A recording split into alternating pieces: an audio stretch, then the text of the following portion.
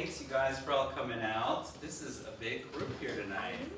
So we have Debbie Murphy and her husband Jim here with us, and they are pain in the rear view. And I'll let them explain the meaning of that and where that came from, but we've heard a little bit of their story and it's really amazing. And if it's not something that involves you personally, I'm sure you guys know someone who struggles with chronic pain and is frustrated with how it's been dealt with over the years. And I think they definitely are onto something here. So I'm learning a lot from them too. So thanks you guys for being here. Thanks for inviting us. We're very glad to be here. I was involved in a car accident in 1997, was rear-ended, and I tore the ligaments that held my pelvis in place, and they did not heal. And so I was in a lot of pain. I was not able to sit for more than 5 to 10 minutes at a time, and that began a journey of 21 years. And not being able to sit, I was pretty much, there were many times during that 21 years when I would lie down most of the day, about 20 hours a day. So maybe 4 hours total during the day would I be up and able to do things. And so my life was, I lost control, right? Pain had taken control of my life. I no longer had control. And I, at that point, began starting every kind of treatment that you can imagine. Okay, you probably are aware of a variety of treatments that are out there for chronic pain, just all types of things, tools and doctors and procedures and everything. And so this was a picture of my normal self in that 21 years. And I'm going to show you just a list of a few things that I used. Oh, that's a whole bunch. That was a whole bunch, yeah. See You know, if I bring can them in get- one at a time, Yeah, there maybe. we go. There we go. Okay. Yeah.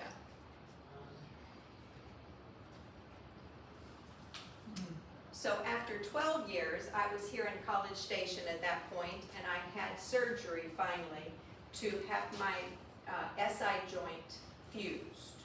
Okay, so my pain was back here, very hypermobile, doctors, physical therapists. I was using all of those regularly, but I was, they were not able to get things to stay in place. So finally I had my joint fused in 2012. And so for me, I hesitated to do that. I didn't want to have surgery. Some of you may feel that too. I don't want to have to go through the surgery, but I finally got to the point where I didn't know what else to do.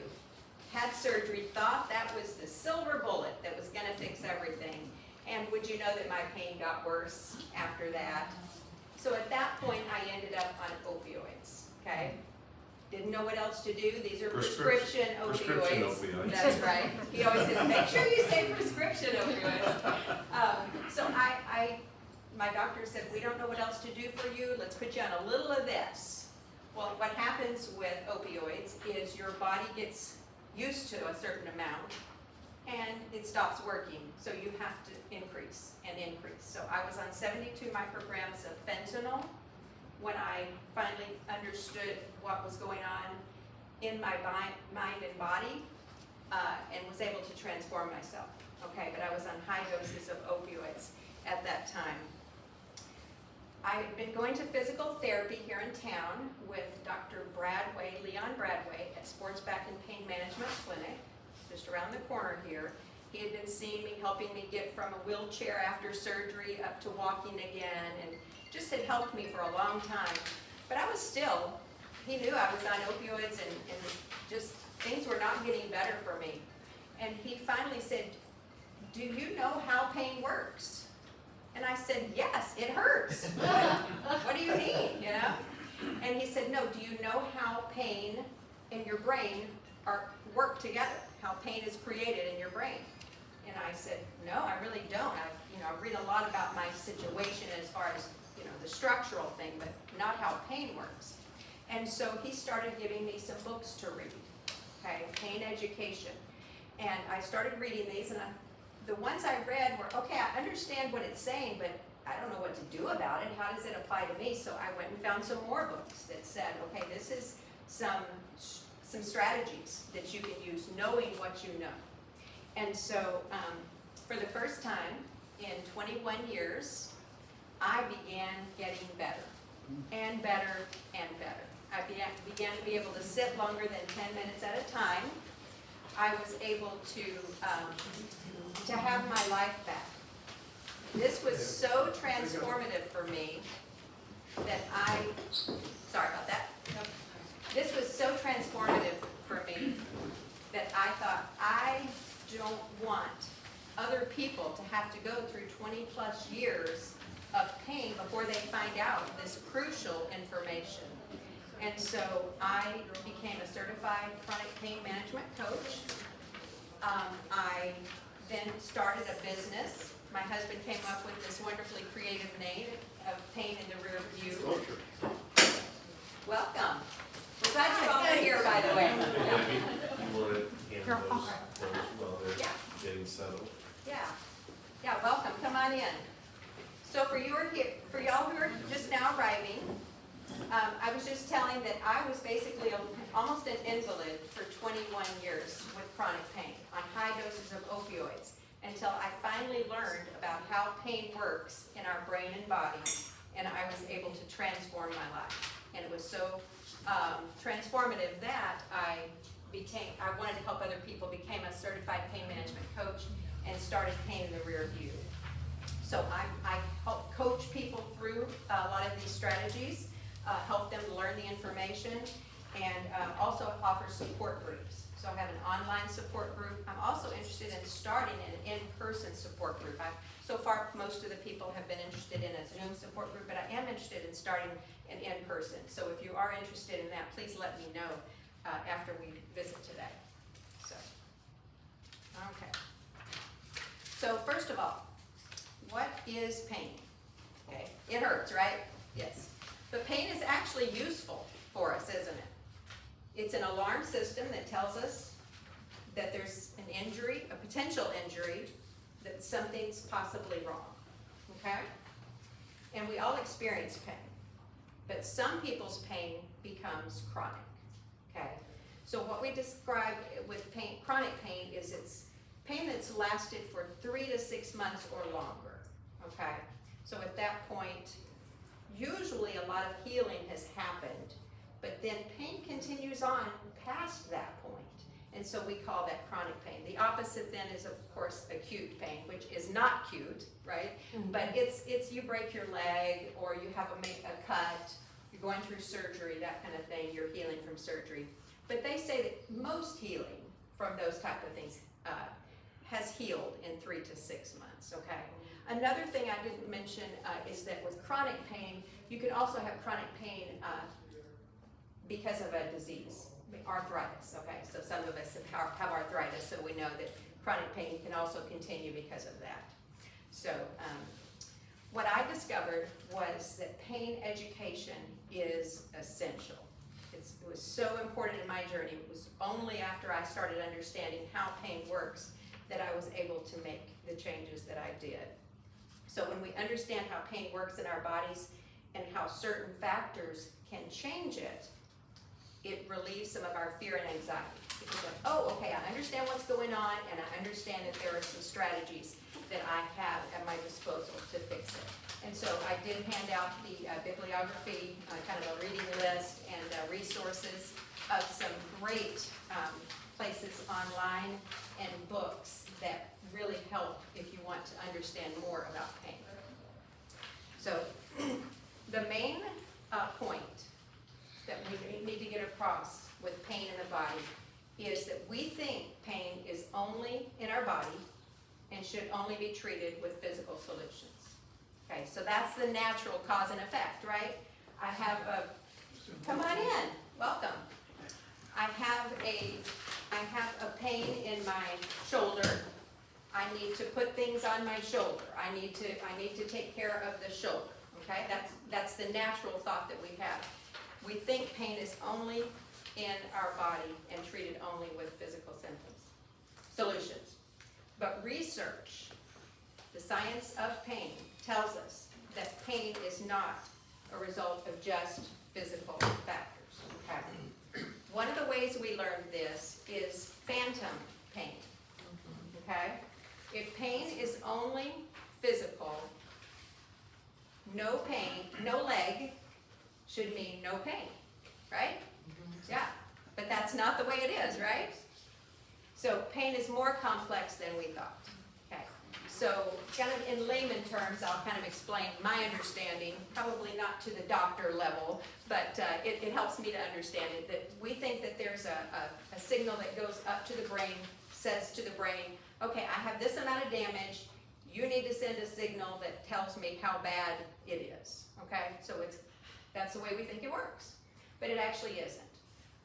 There's a signal that goes up that says there is a possible problem here, and I need to know if or when to put out a signal. So our brain actually is making a decision on if a pain is needed, and if so, how much, okay? And so it takes a number of things into consideration. How fearful and scared am I of this pain? Because our emotions are a part of that, okay? Our attention span, how much attention are we putting toward that? Our memories of, oh, I've had this for a long time, I know what to expect, I'm expecting it, and so that will play a part. And our expectations play a part as well. So we know that pain is not an accurate measure of how much damage is in the body, okay? So it's one of those things that we have to just understand that we don't think of it that way, Can but you that's say the way that it one is. more time? Yes, pain is not an accurate measure of how much damage there is in the body, okay? And so that's okay. We're gonna there are solutions, okay? There are strategies that we can work on, but it's the pain science. This is new functional MRIs, where they can actually look at a person's brain while they're in pain, tells them that those other areas of the brain are lighting up and are playing into this pain, okay? So we're gonna get onto some ways to manage that, but first let me tell you some other domains of pain, some other areas that can impact our pain. Of course, we know the biological, right? So we know the tissue damage can impact our pain. We know that inflammation, right? A lot of pain has inflammation. Our immune systems, if we've got a problem with our immune system, that can impact us. Our age, yeah? Our age can impact it. Genetics, right? And also our lifestyle, right? Have you noticed that a difference in your lifestyle can make a difference in your pain? How well you're eating, if you're moving, how well you're sleeping, right? So all of those things. So the biological is the one we kind of know, all right? But there are two other areas that have an influence on our pain. One is cognitive emotional. And we kind of talked about that when I was explaining how it works, is our thoughts. I'm having a really bad day and I've got worse pain that day. Have you had that experience? My beliefs about pain. It's gonna be really bad today. I just know it because the weather is gonna be rainy tomorrow, so I'm expecting it to be really bad. So that's my belief about pain. Or maybe we grew up in a home where doesn't matter how much pain you have, you just grin and bear it and you don't do anything about it, right? So our beliefs about how we're supposed to handle pain can have an impact on it. Certain coping behaviors. We have different ways that we cope with pain. And then the third one is sociological. So how things are going with certain relationships. Have you ever had like you're maybe struggling in a relationship, maybe your child or a spouse or something, and things aren't good. Pain can increase just with relationships. Or we have a partner who's trying to be too helpful. Oh, you shouldn't do that. You shouldn't move because that will hurt you. Okay, so that can impact our pain. The culture we grew up in, we kind of talked about that. The environment that we're in. Obviously, the pollen and everything that's in the air, right? And also, a big one is social support. Do we know other people in our lives who have real chronic pain? If we feel all alone and we feel like I'm the only one dealing with all this stuff, often you just feel isolated, you feel helpless, but when you get with a group of other people who are struggling with chronic pain, then you're like, oh, okay, yeah, you're dealing with that too? You're having trouble sleeping? Well, what have you tried? Okay, so being in a group, a support group, can be very helpful. And And some of you may not have heard, I actually do lead support groups, so I have some in-person, some Zoom support groups, but I'm also looking to start an in-person support group. So if you're interested in that, be sure and let me know about that later. So, knowing what I've told you so far about pain, the challenge with pain is that it creates traps. We feel caught, we feel stuck in pain. And often our efforts to get out of it, like my pain medication for one thing, makes things worse. Boy, the side effects from opioids, I don't want to, if you guys have ever experienced that, you don't want to experience that. Opioid side effects are just terrible. So anyway, some of the things we try just make us feel more trapped, okay? So let's talk through a few traps. So the first trap is what we just talked about. If thoughts and emotions always impact our pain, then what do we do about it? We're trapped, okay? How can I control my thoughts and emotions? I mean, I am in pain. What else am I supposed to do, right? But we know that everything is intertwined. Our brain and our bodies are always connected. Our brains and bodies are always connected. Our thoughts and emotions do impact our bodies, okay? So we're talking about pain here, but let me show you oh, I'm not there yet. Yes, okay, that's okay. I got ahead of myself. Okay, so first let's talk about our thoughts. You've heard of the placebo effect? Has anybody heard of the placebo effect? Why does that work? You believe it will. That's right, because you believe it'll work. Right. It's a thought thing, a belief. That's why placebo works. Doctors have been amazed at how effective placebo actually is, okay? What we think and believe makes a difference in our pain, okay? But our thoughts can be very difficult to change. So how do we work on that? First, what we want to do is try to notice what our thoughts are. That may seem silly, I know what my thoughts are, but actually often we feel an emotion. I feel helpless here. Well, why do I feel emotion? Why do I feel helpless? If you think about it, well, what I'm telling myself is I don't have any help here. I don't have any answers. I don't know what to do. I'm not going to get through today. Okay? I feel helpless. So notice if you feel those frustrations of helplessness, frustration, anger, what is it that is that thought behind that that's making me feel that? And we notice that, and then we're going to replace it with something that is more realistic, more rational, okay? And so, for example, we might say, I can't stand this pain anymore. I would change it to, by relaxing, taking a bath, I can make my discomfort better, and I can take things one day at a time, okay? Now sometimes it's hard to think of what's a good replacement thought. What I do is I think, what would my best friend tell me if I told her how I was feeling right now? I can't do this anymore. What would they say? You can do this, you're learning some things, you're gaining some strategies. Just take one day at a time, you can do this, okay? So we're replacing those negative thoughts with more rational thoughts, okay? Not lying to myself, but rational thoughts.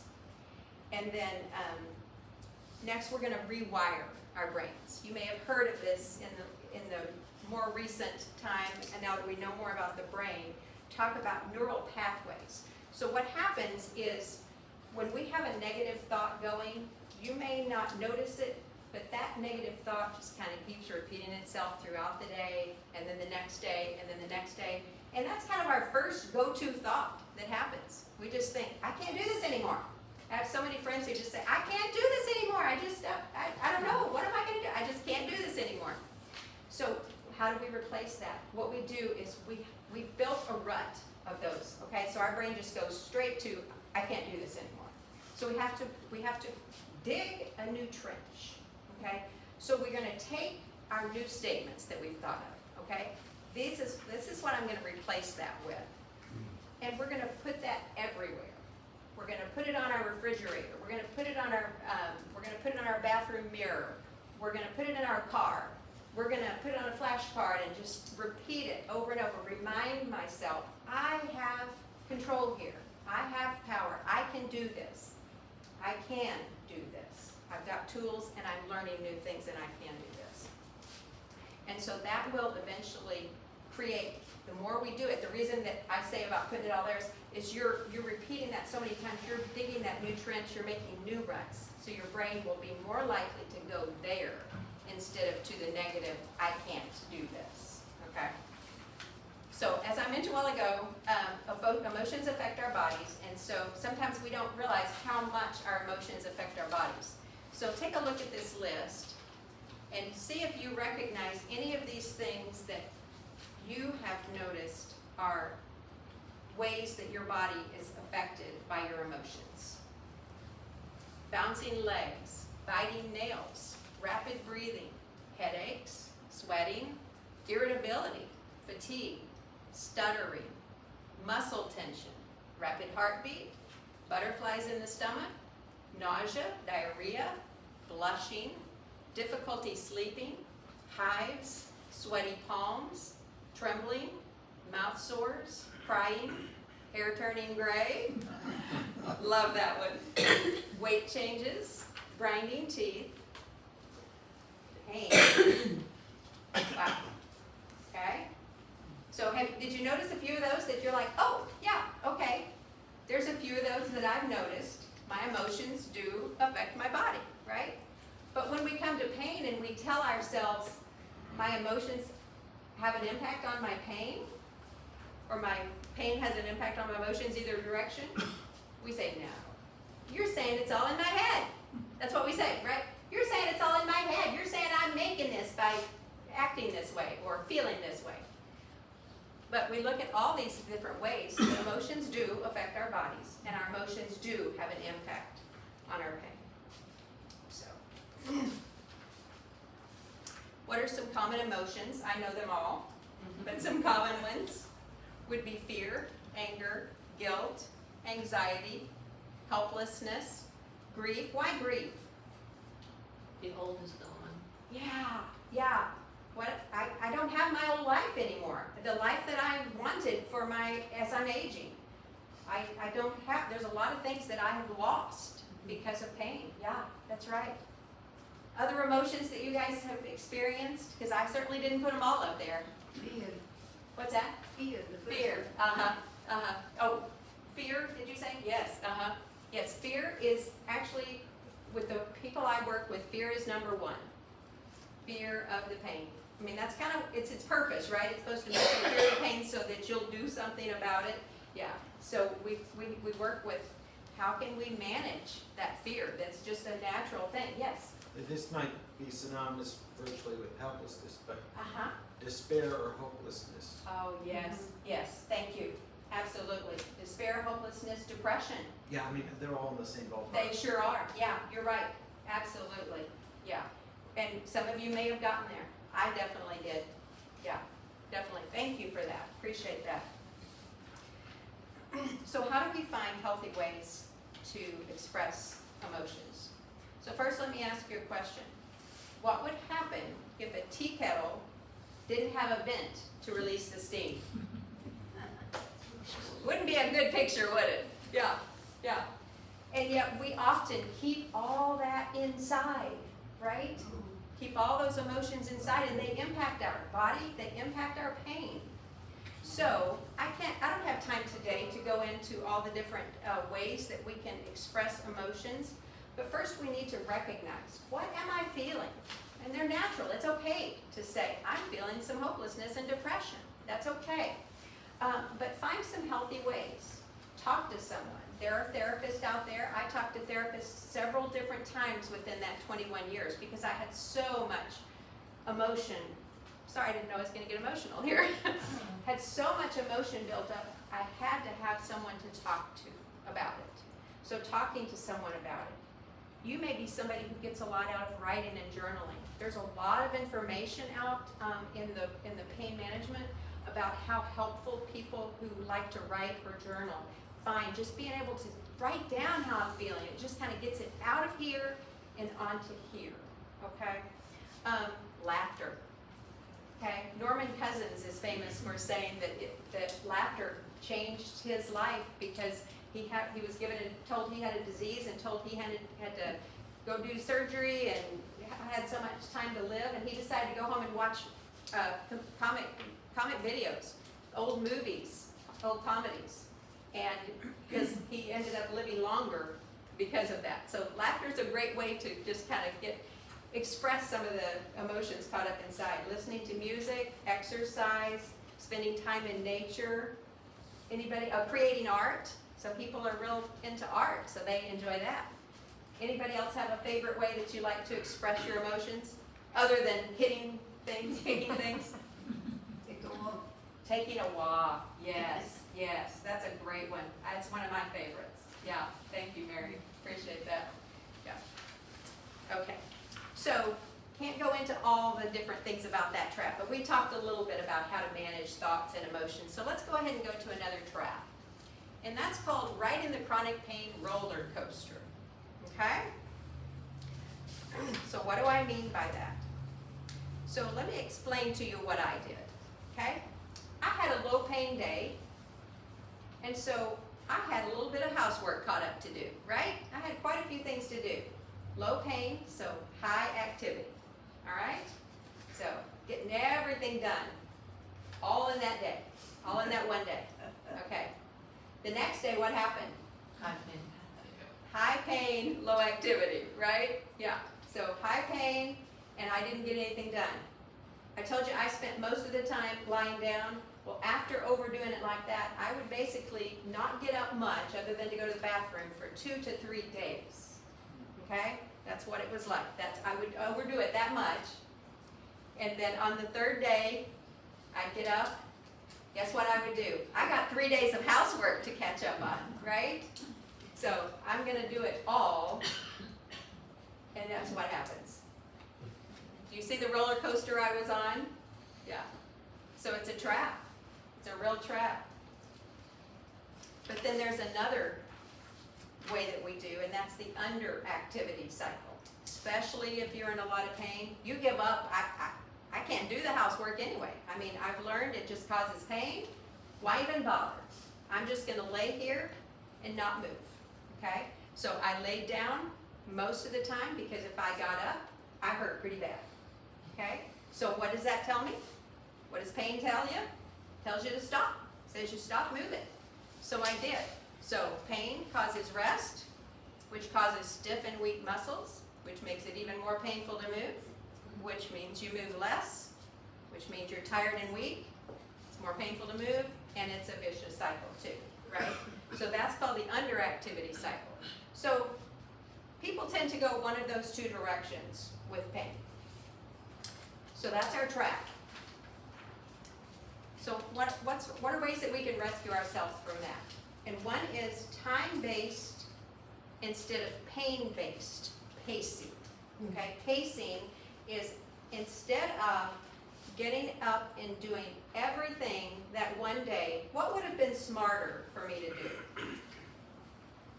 A little bit. Get up and do the dishes and lay back down for 30 minutes to an hour. Okay, get some rest. Then I'm going to get up and do another little project. And I'm going to lay down and rest. Okay, so then instead of my brain going every day, what stopped me?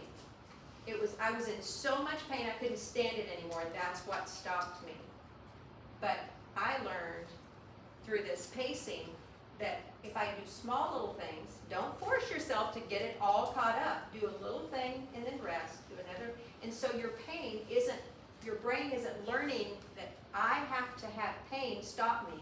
So I better put out a big pain signal when I needed it.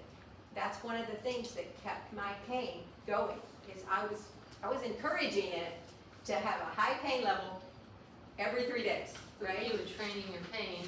I was training my brain to Or have training pain. your pain, yeah. I sure was, exactly. That's exactly what was happening.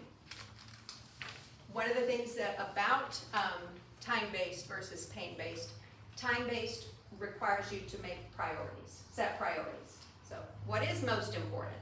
Is it most important that I ignore the dishes and spend time playing with my children? My children were 2 and 7 when I had my car accident, okay? So you set your priorities. If If you have to have somebody come out and do the dishes for you so that the times that you are up, you can be playing with the kids. So setting priorities is something that you can do with the time-based. And then the next one is movement is medicine. Okay? This is one of our big sayings at Pain in the Rearview, movement is medicine, and everybody knows that we say it, okay, yeah, movement is medicine, Debbie, we know. But basically, it's true that when you have pain, you don't want to move. You don't feel like moving. You think you're probably hurting something, making things worse. But what we tend to do is we tend to move too much, and we have this expectation of, I need to walk, I need to get out and walk a mile, you know, or I need to do what other people are doing. But I really encourage you to just think about bite-sized progress, okay? Just do small little things. I'm just gonna, if I'm barely getting off the couch, my big project is just getting to the front porch and sitting on the front porch for a little bit, okay? Maybe after a couple of days of getting out of the porch and sitting there for a few minutes each day, maybe I'm gonna try to walk to the end of the driveway to the mailbox, depending on how far it is. Some people have long driveways. But anyway, bite-sized pieces as opposed to thinking that I need to do it all. And then the other thing that I encourage you to do is think about movement instead of exercise. I use the word movement instead of exercise because when you're in pain, you know, exercise means going to the gym and working out or, you know, going for a run. But we're talking about movement, getting up and moving around the house, doing a little laundry, doing a little dishes, maybe going for a walk with the grandchild, something like that. Working in the garden. Working in the garden, right. So I really encourage you to think about movement. Exercise makes us feel guilty, like I haven't, you know, I'm not doing enough. But make sure that you're moving. Just get moving. Okay? You want another track? Pardon me, I was gonna say, No. but that doesn't mean that one should forgo all PT. Oh, no, and I'm not talking about that at all. Thank you for mentioning I that. mean, just when I hear the word exercise, I'm thinking of my mother, Yes. he calls them exercise. Uh-huh. That is a very good point, and I appreciate you mentioning that. I did physical therapy for most of the 21 years. I loved it. I was a good student, and I did the exercises, so that is a good point. Physical therapy movement, physical therapy exercises are great because they are designing those for your particular issue. If you haven't been to physical therapy and you have something that you think that you could benefit from, I would encourage you to ask your doctor for a referral to physical therapy because they are wonderful. Every physical therapist I ever went to was so helpful, okay? Now, my pain didn't go away because I was caught up in all these traps, okay? So it wasn't that physical therapy wasn't happening, it was making a difference. But thank you, Danny, I appreciate that. It was a very important point. So let's go on to the next trap, and that is, I'm unaware of that I have a pain dial, okay? So in your car radio, you may have a little dial up and down, okay? Well, what we don't realize is that many things in our life, we talked about some of them are thoughts, emotions, or some of them, we actually have the ability to turn our pain level up or down. Love this, right? Isn't that great to know that we have the power to do that? So, what are some ways, in addition to working on our thoughts and emotions that we've already talked about? One is to pay attention to the words you use, okay? So I don't use the word, obviously Pain in the Rearview is in the title of my business, but I do not use the word pain when I'm talking about my sensations, okay? Pain has a connotation in my brain that says, oh no, this is bad, this is terrible, okay? So I've changed my word to discomfort or soreness, okay? So I'll let him know I've got some discomfort, I've got some soreness that I need to deal with. And so, can you imagine the difference between I've got some soreness and it's getting maybe a little worse right now versus, Jim, I've got stabbing pain, oh, it's awful, okay? Our brain is hearing that and it's bringing up that fear, okay? It's increasing our fear because those words actually make our brain more fearful, which turn the volume up, okay? And Jim, I forgot to mention this, didn't I? Another way to look at the pain dial is actually there are things that we can take a small flame and turn them into a big fire, or a big fire and turn them into a small little flame. Okay, so it's another way to look at it. I forgot to mention that. So paying attention to the words you use. And also, when you talk to other people about your discomfort, your pain, okay?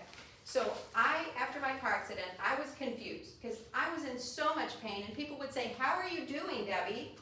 Well, I wanted to be positive and encouraging, and I didn't want to say, "I feel terrible." But I thought, well, that's a lie, so what do? So there were two women that I watched, okay?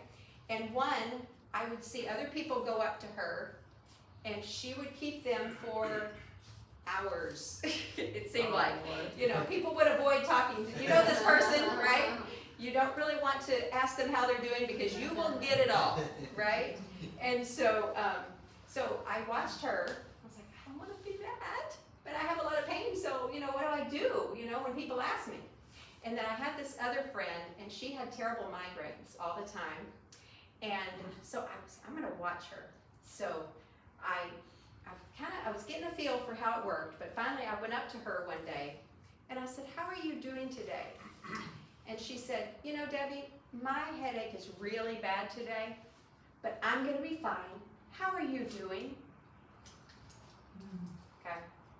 That was the difference, okay? She said what it was, okay? She didn't make a big deal out of it. Her brain didn't get terribly excited because, oh, I've got the worst pain I've ever had, the worst headache I've had in years, She said, "I'm going to be okay. I've got a handle on this, and how are you?" And so I love that picture. And so that was a beautiful example that I was able to have of the importance of my words, okay? The next one is refocus your flashlight. This was the first tool, the first strategy that I learned that became crucial to my transformation, okay? So we talked about the way pain works is it's trying to tell us that there's a problem. Why? So that we can do something about it, okay? So if you imagine a flashlight, okay, and mine was back here, okay, so I would have pain, and my flashlight would be, okay, oh, yeah, ooh, that's bad, ooh, that's really, ooh, yeah, I better go do this, or I better go lay down, I better get some ice, I better not move, I don't know, oh, this is getting really bad, ooh, this is bad, okay? Have you ever felt that way? But my flashlight, all the attention was on that, and it stayed there, okay? And so what I learned was the purpose of pain is to do something about it, but then move on. Because the purpose of pain was to do something about it, and if I've done something about it, I don't need to keep paying attention. It doesn't need me to pay attention anymore, okay? And so I move, I take care of it, put on an ice pack, rest for 15 minutes. I've done something about it. I'm gonna shine that flashlight on something else, okay? So the next tool is where we do that, and that's use distraction. Have you ever noticed that you're caught up doing something? It could be talking to a friend, it could be watching your favorite movie or reading your favorite book, and you notice, hey, I didn't notice my pain for a little bit. That's crazy. Because that is the power of distraction, okay? So find some things in your life that bring pleasure to you. It can't be something that you say, I'm not going to think about pain. I'm not going to think about pain, so I'm going to really talk to you, and I'm not going to think about pain, and I'm not, because what am I thinking about? I'm thinking about pain still, right? So it needs to be something that we know naturally kind of helps pull us where we're not thinking about it anymore. And it's really amazing. So I made myself a list. What are some things? Is it a comedy? Is it calling my grandchild and visiting with them or playing with them? Is it talking to Jim? He's occasionally interesting. Yeah. Anyway, find your distraction. Distraction, when I talk to my clients, they say distraction is huge. Finding something else that I get caught up in, I get a break from my discomfort. Okay. To say that all three of those seem to overlap somewhat. Like the Yes. one woman, rather than obsessing on herself, after a few seconds, she quickly turns the spotlight, the flashlight, attention on the other person, how Yes. even, so, I mean, I can see how they're distinct, Yes. but they all seem to have that common thread. They really do, yes, that's a good point, yes, absolutely, they really are interconnected, right? And so, yeah, so I kind of include them all together, but you're absolutely right. But they're wonderful tools to help turn that volume down. What did he say? He said that actually, if you think about paying attention to the words we choose, we talked about the two women, and one of them, she said how her pain was, but then she changed the flashlight to focus on how are you. And so he was saying some of these are actually very interchangeable. Yes. They're kind of interconnected, so it's a very good point, yeah. So, okay. And then, are we ready for our last one? I think so. Okay, looking for the silver bullet, okay? This is one that I think probably all of us do. We tend to think about pain the same way that we think about chronic pain, the same way that we think about strep throat or broken bone, okay? It's one problem, and there's probably one solution, one main solution, right? So strep throat, I'm gonna take the medication, okay? Broken bone, maybe a couple of solutions, but you know, rest and the cast, that kind of thing. There's not a whole lot more that you can do, okay? But we tend to think of chronic pain that way. But with chronic pain, what we do is we go looking for the doctor, the procedure, the surgery, the medication that's going to take it all away, okay? It's a trap, because pretty much everybody I know in chronic pain, they have not yet found the one solution to fix everything, okay? What we know about chronic pain is it's usually a variety. We've already talked about a number of things that keep our pain high, okay? There's a number of things that are involved in our chronic pain, and therefore it's not just one solution that we're looking for. And continuing to go out and find, it's out there somewhere. There is a solution out there, and I'm eventually going to find it. Mine was the surgery. After 12 years, I found, okay, well, I didn't want to have it, but I know that it's because I never did do the surgery, so I guess I do the surgery and everything will be all better. But that's when my pain actually increased. Okay, so looking for that silver bullet. So one of the things that we do for the rescue is recognize that it is pieces of the puzzle. Okay, to treat pain, all the different parts that we've talked about need attention, not just our physical body. Okay, so we're working on our emotions, our thoughts. We're working on our attention. We're working on all those things. We're working on our lifestyle. I learned that gluten impacted my inflammation, so I don't do a gluten-free, but I limit the amount of breads and flours and pastas that I do, and it helps with inflammation. So looking at diet, exercise, sleep patterns, all those things, and that's again, you can work on that yourself. A coach like myself can kind of help you if you're really struggling with those areas. So, and I also want to note here that I'm not anti-medication. I mentioned a while ago that some people think there's a medication out there that's going to fix everything. I'm not anti-medication, but I know that in addition to medication, there are a lot of other strategies, tools out there that we've talked about today that can make a real difference. So I might be able to lower my medication or get off of it completely. I was able, with these tools, this was 5 years ago, I was able to wean myself off of all pain medication with these tools, okay? So just recognize that, that there are plenty of options out there. I'm not limited to just medication or that injections or whatever it is that you have found helpful. I'm not against those, but there's a lot of other things that can maybe help you limit the amount of those that you have to use. Yes? And if you are thinking that that injection is your solution, that's a part of the trap, because your brain is looking for the quick fix. Yeah. Our brains that naturally look for quick fixes. That's I do. what Yeah. that's what causes most of our struggles in life, is our brains looking for Yeah. quick fixes. Yes, we are. Yeah. And you can't. Right. Right. Yeah. Yeah. Because It's a variety of things. That pain is created by a number of things that we've talked about. So treating it, we have a number of things that we can treat it with. Yeah. Good. Thank you, Jim. And then the last one is very, very important in chronic pain management, and that's taking ownership, okay? So when we realize that it's not just up to doctors to fix us, to make us better, it gives us a sense of power. There really are some things that I can do. So what I was like this. Okay, I have pain, here I am, I'm a victim. I can't fix myself. What do I know? Fix me. Please, come do whatever you need to and fix me, okay? But what I learned was all of this information showed me I have power. I can manage my situation, my condition.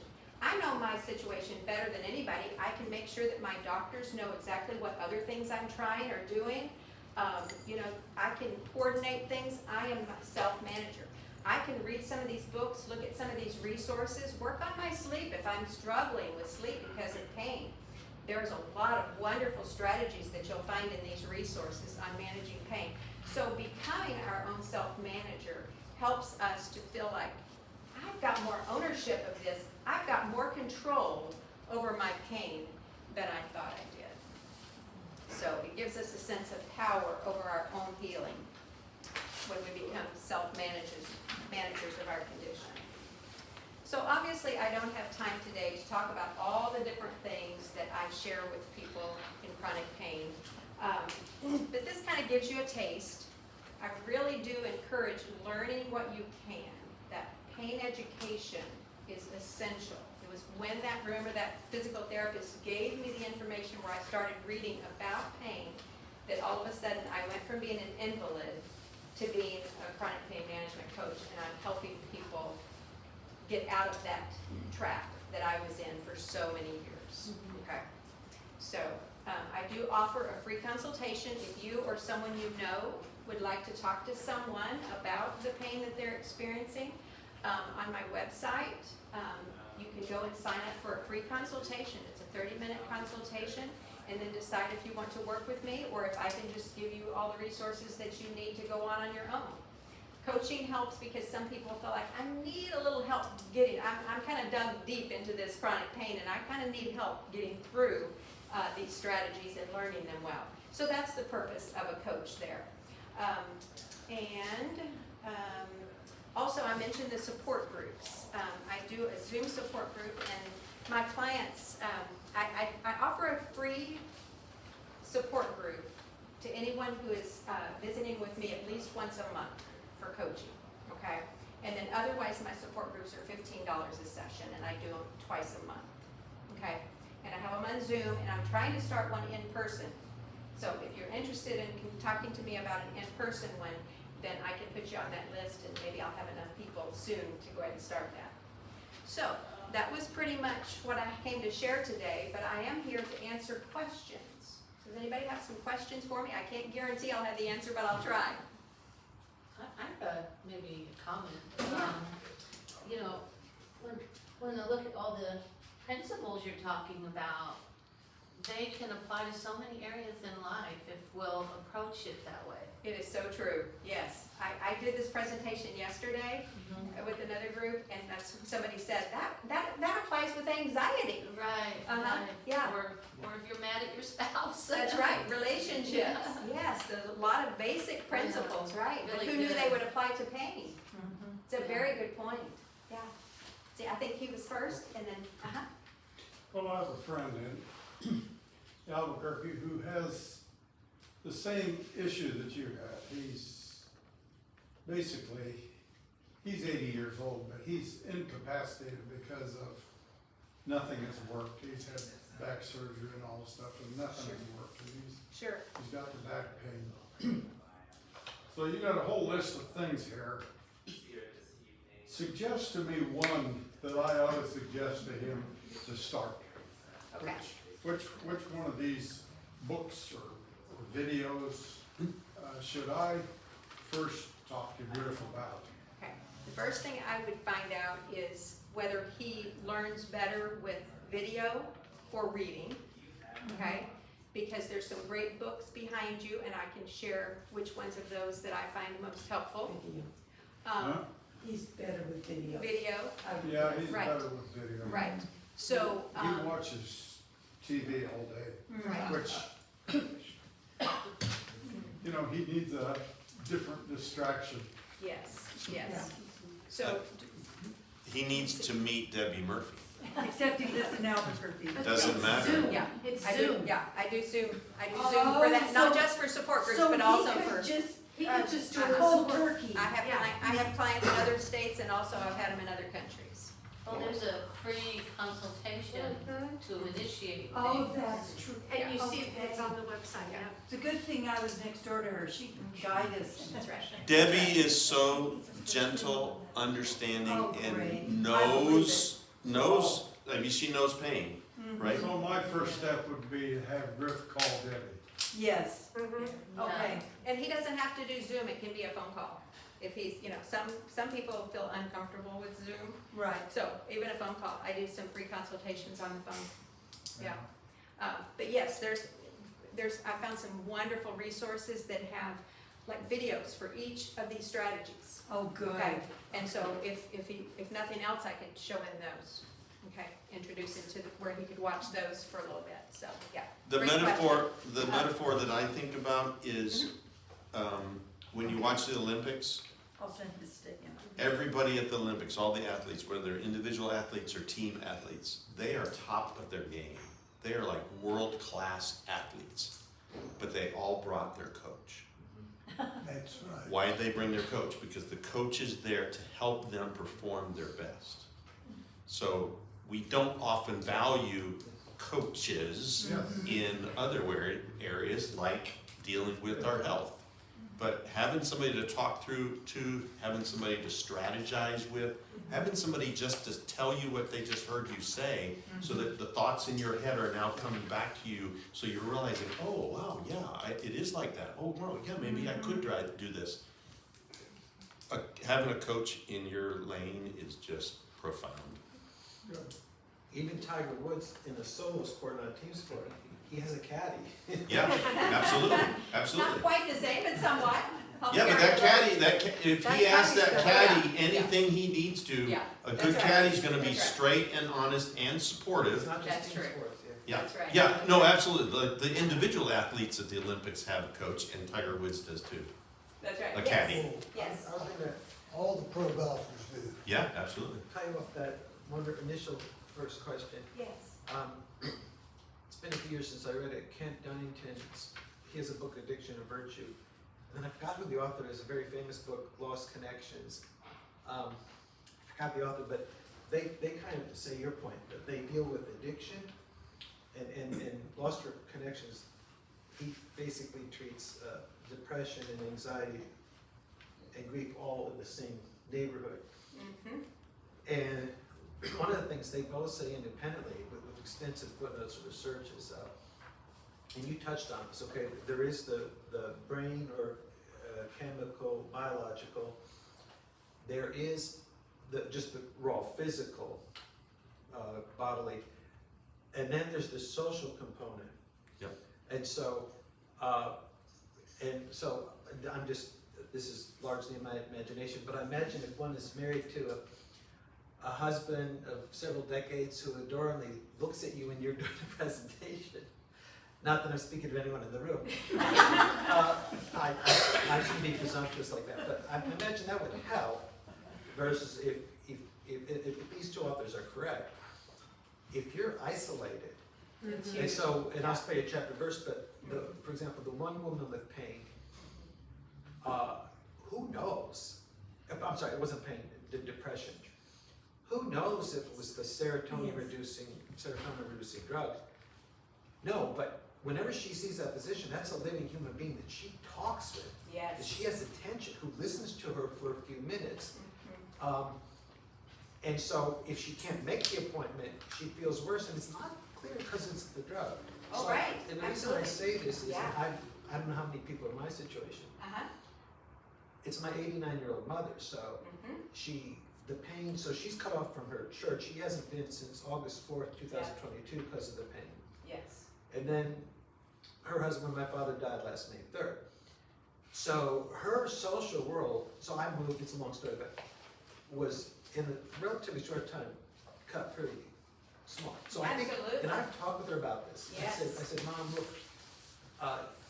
you need a larger social network, and I'm better than nothing. She said, oh, she would have died without me. Okay, and I don't know if that's true, but, Yes. pardon me for rambling, but, it's a catch-22 because she's lucky, quote unquote, if she almost canceled her appointment today with this pain doctor. I said, Mom, you know, so I'm kind of rambling, but, and I guess maybe we'll just go to your website and read these books, but I think you're absolutely right Yes. that there's many modes, and I don't know if her son, if he himself is getting old, if he's able to do it all, and maybe I'm just lazy, I hope that's not the case, but I didn't phrase that very well. But Well, what- it's not just up to you to be everything for her. I can tell you just from my personal experience that because I couldn't sit, I couldn't go pretty much anywhere. Right, yes, Family vacations, they went without me. I right. wasn't able to, I had a special car so that I could go places so that I could lay down in the back seat because I didn't travel other than lying down in the back seat. So I was isolated. I was at home a lot and did not have a whole lot of people who could come over and visit me. But I finally just decided I'm going to invite people. I'm going to find ways to bring people into my home. So some of you may know, be familiar with Young Life. I talked to one of the leaders there and they said, did you know that in order to be in Young Life, they're required to be in a Bible study once a month for 3 years? And we need people just to have people into our home. And I was like, well, I take up the whole couch, so are they okay with sitting on a couple of chairs and the rest of them on the floor? They're college students, of course they're fine with that. So I still have some very close friends. This was several years ago, so they're graduated now, but I still have some close female young friends who came to my house regularly. I think actually I might have been weekly instead of monthly. And so I was actually having people, I found ways. I would call people and say, how can I pray for you? I would send cards. I would do things to connect me with other people. Because also, now that I'm not at home all the time, I'm like, who has time to write cards and make phone calls, you know? But somebody in pain, that's a way to connect with the world in a way that maybe other people And don't it have the distracts time. from the pain. I was, And that's it what I was gonna distracts say, from it's a pain. distraction. Exactly, and you're thinking about, you're not thinking about, I'm the one with the big problem here. You're asking somebody else, how can I help you? You know, if somebody's struggling and you write them a card, you're thinking, oh, you know, I'm not the only one who's got problems here. And often mine were physical and they've got emotional struggles, they've got relationship issues. So I kind of wanted to keep my own, you know, I'd rather have that than be dealing with the relationship or emotional difficulties that they were going through. So that would just be a couple of ideas, so. Anything else? Do you have pain? I still have pain, and Jim mentioned that a while ago, is I still have pain. I still have, my joint is fused with a 10-inch scar, and so what happens when you have a fusion in your back or in your body is the muscles and ligaments around there don't know what to do because they're made to move a little bit with certain joints, the SI joint being one of them, that it's supposed to move a little bit. Mine doesn't move at all. And so what happens is the ligaments and muscles in this whole area get mad, get inflamed. I have to stretch them very regularly, do some yoga stretches. I try to do that as often as I can. But I still lay down occasionally with ice, but makes all the difference when I've learned to not flashlight all day on that. There are days when I want to, okay? I just want to keep that flashlight there because it hurts and I want to pay attention to it, but I've learned, don't do that. It's just going to discourage me, frustrate me. It's a trap. It's a trap. I need to take care of it. I'm going to do Don't the be ice, into terrorists. do the ice, do the rest. But then I've taken care of it. That's what the whole purpose of the pain was to remind me to take care of it. I've done that, so it's okay now. Because I've taken care of the purpose of the pain. It's okay now for me to find distraction and other things. So thank you for asking. That was a very kind thing. So. Well, I think you should get your yourself a big, round, red rug and condense this to 20 minutes and do a TED Talk. I'm serious. I've thought about it a lot while you were speaking. It would be an excellent TED Talk. Thank you, I appreciate it. A&M was asking for people to do TED Talks a couple of years ago. It was probably 8 years. It was probably 8. We haven't- Well, the TEDx, they're all over the place. Yeah, so they were doing one, I actually applied and did a little mini video for it. I didn't make it, but thank you, I appreciate that. But you're further along now, and you did a great job today. I've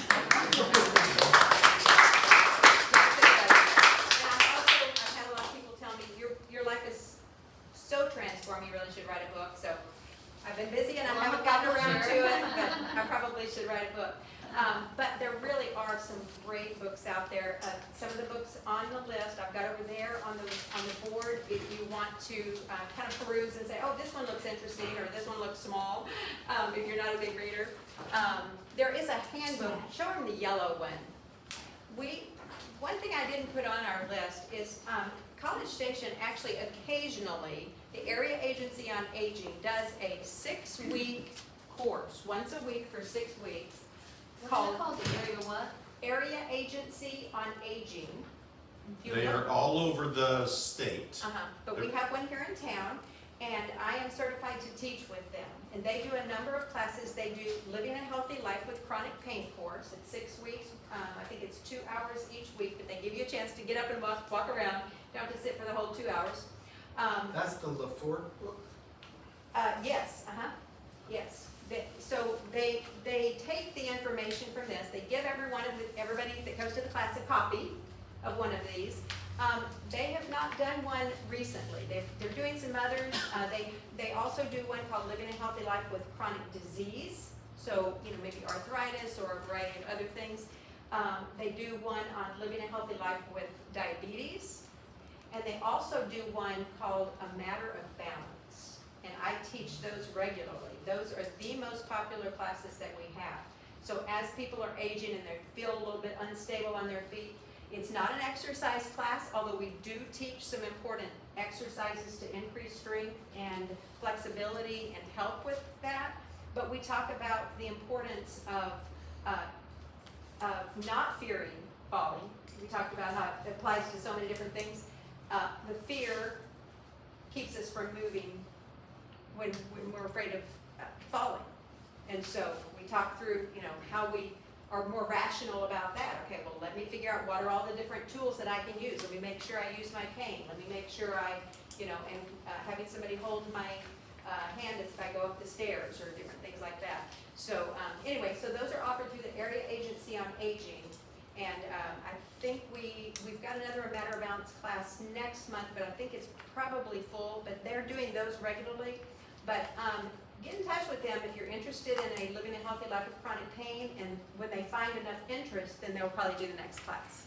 And so, yeah. Anything else? I do have some flyers here and business cards. Oh, you put out yours, I didn't put out mine. Where's yours? Forgot that part. They're in my backpack. I'll go get them. Anyway, so I've got some flyers kind of telling if you've got somebody that you know or yourself who'd be interested in just finding more about the coaching aspects. And then if you're interested again in the support groups or coaching, remember both of those are done through Zoom, and then I am interested